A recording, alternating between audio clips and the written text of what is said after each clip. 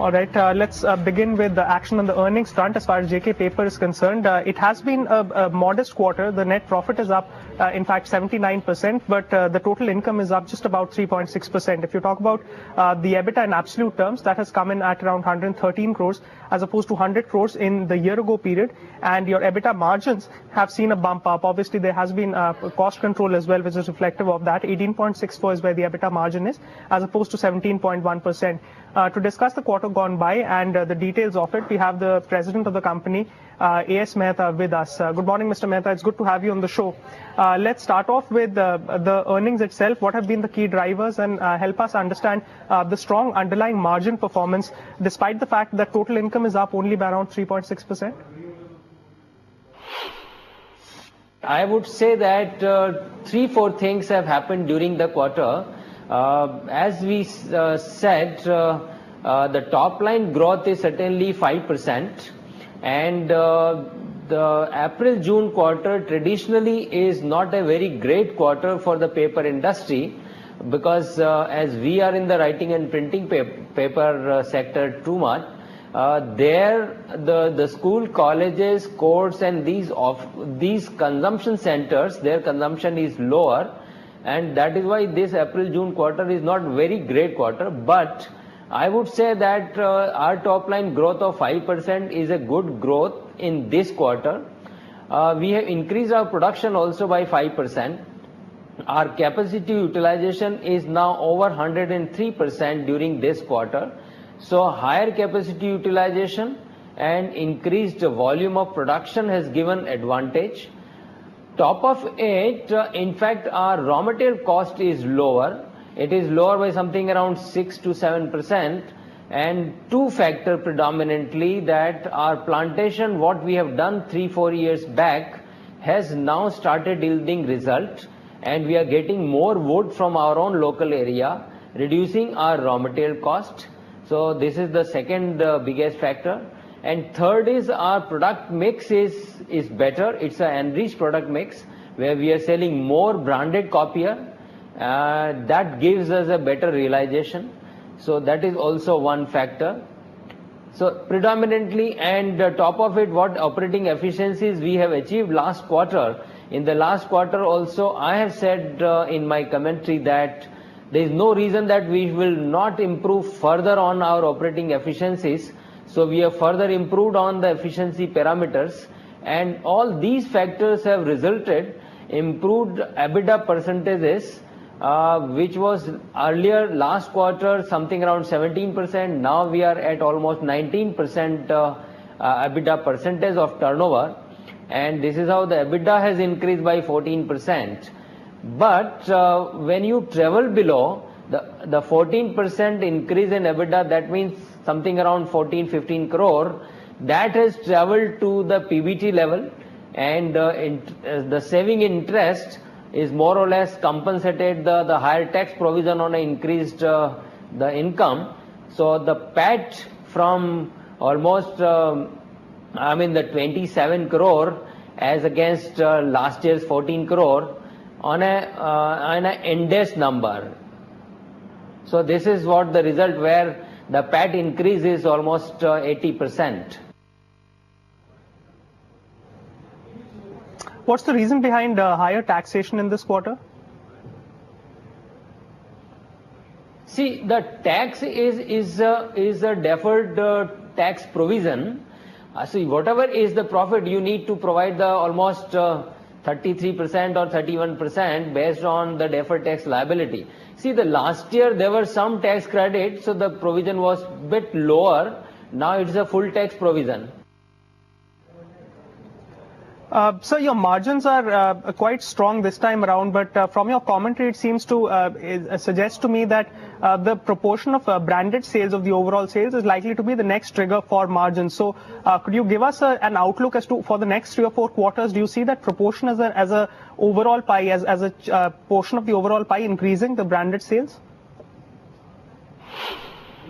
Okay. See, the capacity utilization of 103%, I would say it is not end of our efficiency level, and in fact we have been doing it more than 105, 106% capacity at some point of time. So there is no reason that there will be a stagnancy. In fact, I would like to do it better in time to come. So this is on the capacity utilization part first. On as far as the branded paper sale is concerned, it is something around 50% of our sale comes from the branded copier sale. So that is a phenomenal. See, going forward also, I am not saying that this percentage will change dramatically. It may vary something around 52, 53, 54%. But at the same time, what happens is that in the branded copier also there are sub-segments and the sub-categories. So what our effort would like to be that more and more the premium category, more and more premium pricing shift from the economy and moderate price segments. So that is going to be our effort in time to come. Could you also please give us an update as far as the FCCB approval is concerned on the balance sheet side? I mean, what is the raising plan there? No, in fact, FCCB, we have taken the approval from the shareholders. We have not yet freezed that. As soon as we freeze something, then we'll issue the FCCBs. In fact, that FCCB is only that will substitute the earlier FCCBs. All right. Okay, fair enough. Also talk to us about cash flows. I mean, since you have been generating strong cash flows, can investors expect some new capacities to come up or certain capital commitment towards that of the cash flows? Or is the strong cash flow profile continued to be expected to be maintained in the near term without any newer capacities coming on stream? See, as I said earlier also that any new capacity at the existing location, right now we are not thinking on a major investment. Yes, minor debottlenecking and minor, the balancing will continue to happen. We have been doing it and we will continue to do at our Gujarat and Odisha both the plant. Any major capacity capex is not in the pipeline for the immediate future.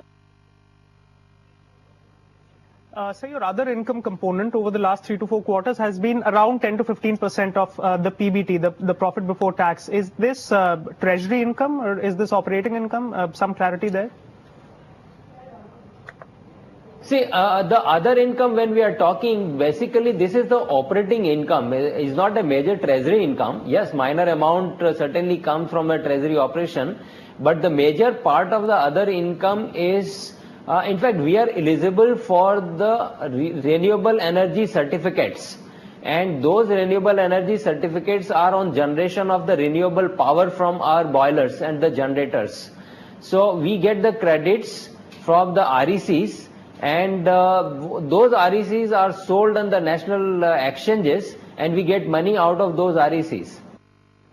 All right. Can you share with us an outlook for FY17 as well?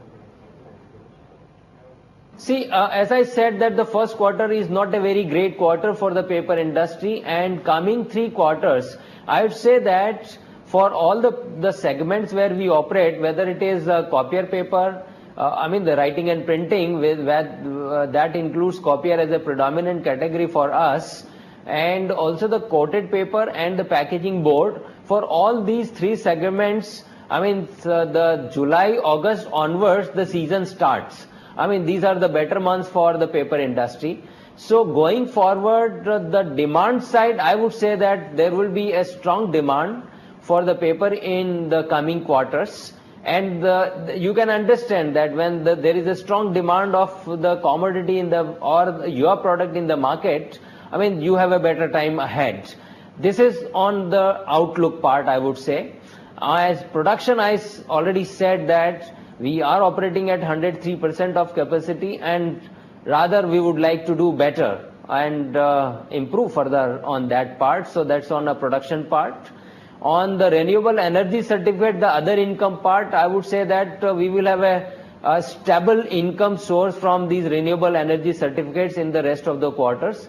First quarter it is lower because they didn't credit the certificates in the first quarter. You could see that the income is lower.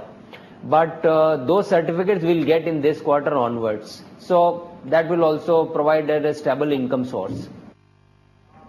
Right, Mr. Mehta, and before we let you go, we've been hearing about the rise in price of wood over the last couple of months. I mean, I also realize that you have a lot of in-house sourcing, so possibly that inventory will help you hedge that a little bit. But tell me, in terms of margins, is the cost pressure likely to weigh going ahead? I would say that raw material scenario is much better than what it used to be in last 2-3 years. In fact, we are getting a better availability. As far as the Gujarat plant is concerned, it's 100% from our own catchment area.